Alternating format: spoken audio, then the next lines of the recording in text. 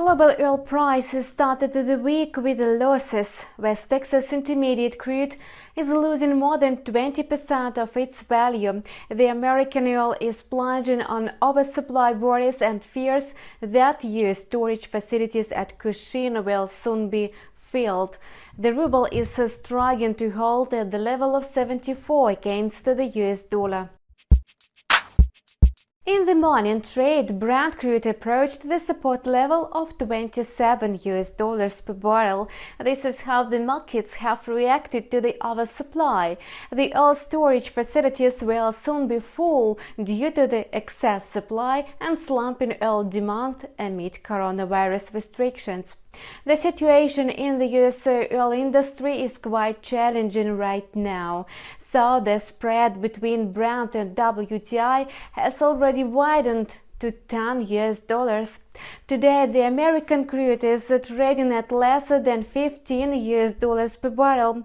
At one point, the contract fell by as much as 21%, its lowest settlement since March 1999. International Brent oil futures settled at $27.40 per barrel in the early session. If the price breaks through the 27 mark, its next target may become $25 a barrel. It seems that the new OPEC Plus deal failed to provide any significant support to the oil prices. It just stops the quotes from sliding deeper. Investors are still focused on the huge drop in oil demand. The situation may only improve if the main importers, including the United States, lift the travel restrictions and end the lockdown imposed to combat the coronavirus spread. U.S. President Donald Trump announced on Saturday that some businesses in Texas in Vermont could be reopened on Monday while still observing precautions.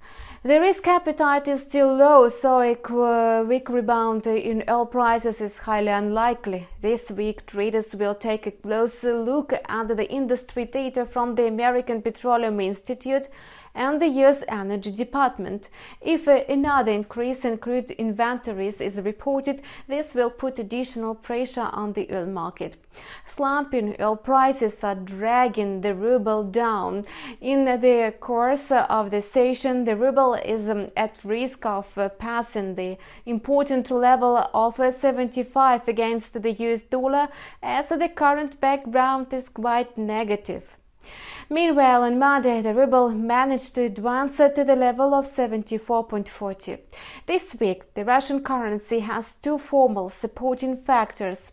The first one is the upcoming peak of tax payments in April, while the second one is the policy meeting of the Central Bank of Russia.